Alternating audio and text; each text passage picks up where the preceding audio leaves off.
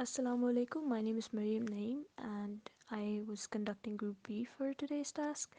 Now, after listening to each other's audio recordings, me and my group members have come to the conclusion that all of the references or all of the allusions have several common grounds or several common themes. In this recording, I will talk about the common themes and try to transfer them upon the post war world context. So, first, let's talk about the theme of betrayal versus forgiveness. Now, in Fatima's recording, the one about Tristan and Isolde, we learn that Tristan betrays Isolde at a very crucial point in their love affair and flees, because of which Isolde has to marry the king. And then at the end, when he's dying, Tristan's wife, who's also called Isolde, betrays him by telling him that the sail sent by Isolde, the original Isolde, is black when it's actually white. In The Tempest, as Atif has already told us, that Antonio betrays his brother and usurps his throne. Then, in Chrome Yellow, I have discussed Mr. Scogan's character in great detail, and we know that Scogan is a fraudulent man and he dresses up as a gypsy and gives people false insights into their future. So, again, a kind of betrayal. Then, the theme of forgiveness. Um, in Tristan and Isolde, we see that the two lovers they are eventually reconciled, and then they are buried at close quarters. And then in The Tempest as well, Prosper, the main character whose throne has been usurped, forgives his brother. And in Chrome Yellow, even though we can't find the theme of forgiveness, we have the theme of betrayal in um, the form of Scogan's character. Now, the second theme is unrequited love versus reciprocity. This theme it's noticeable in Chrome Yellow and also The Tempest. In The Tempest, we see that Prospero is not in favor of Alfonso and Miranda's love affair, right? And he tries to create hurdles um, for them.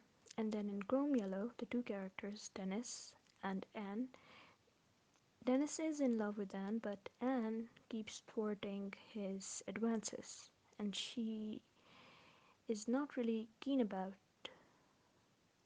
his love for her. So, reciprocity, um, we see that in The Tempest, Miranda and Alfonso they reciprocate each other's love. So, the theme of unrequited love and reciprocity. Now, this theme it's present in the previous stanzas as well. We see the one about the Hyacinth girl.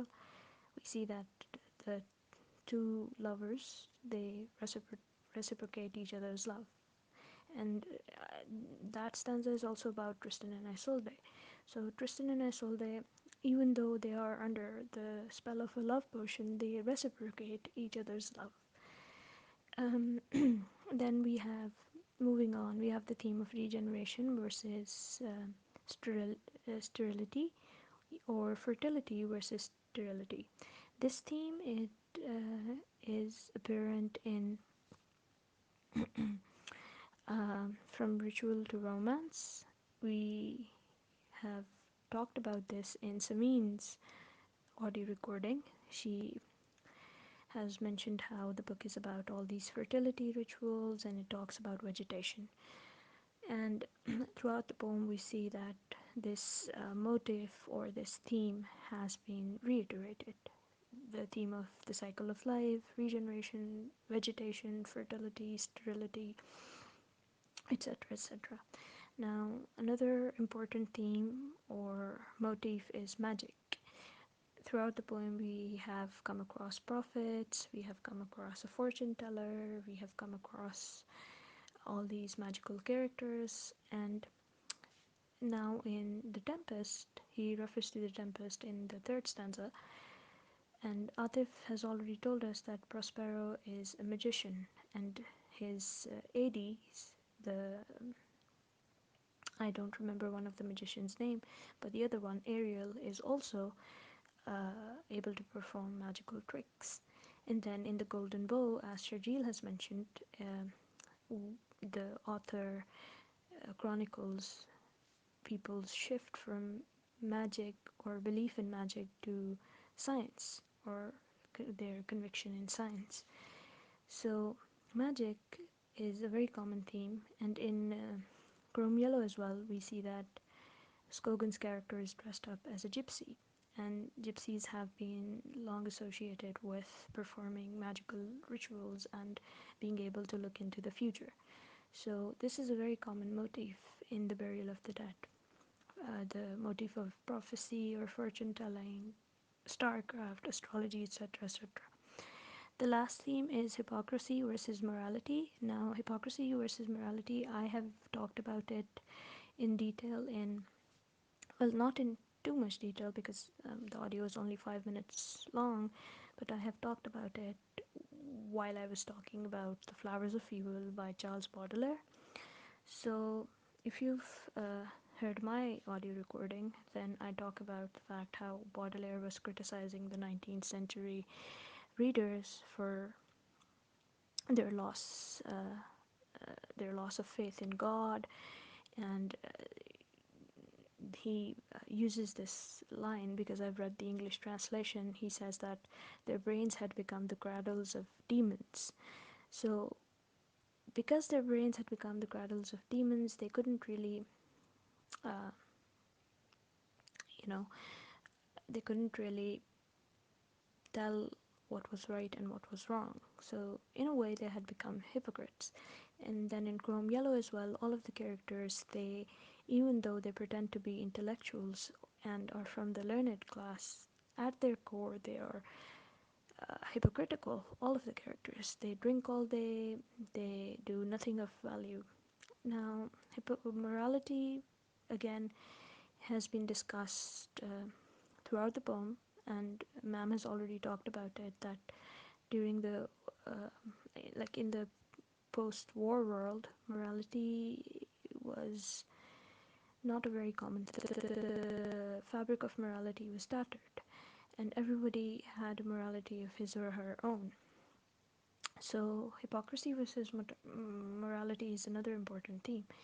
Now, all of these themes can be applied to the post World War context. Betrayal, for instance. From all these themes, I guess T.S. Eliot, he wants us to infer that at a time like this, where everything is crumbling, everything is shattered, the world as we knew it is burning or has burned and has come to a crash, we need to uphold values like love and forgiveness as opposed to betrayal and hypocrisy. And then through his references to Dante and Baudelaire and his references to the Golden Bow and um, from ritual to romance, he's trying to tell us that we must believe in the power of fertility, we must believe in the power of regeneration. Because, yes, the war has left millions of people dead, but death is not the end. There is something beyond death. Death is not the final destination. There is regeneration after death.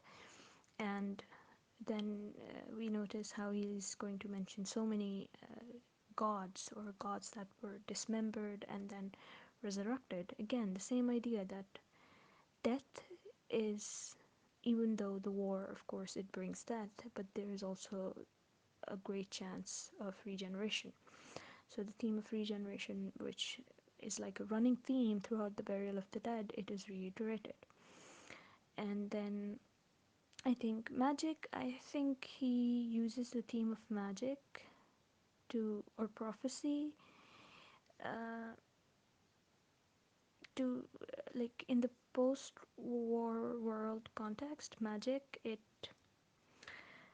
um, perhaps could comfort people. Like maybe people had turned to magic to comfort themselves. Maybe they had started to revert to their pagan ways, because of course nature was also destroyed. So some people might have started turning or reverting to paganism. to appreciate nature. And with paganism, mostly we have rituals and magical spells, etc., etc. So I think these are all of the common grounds between all of these illusions, and this is how they somehow fit into that post war world context. And hopefully, everybody has understood the illusions, and hopefully, we were able to make our points clear. Thank you so much.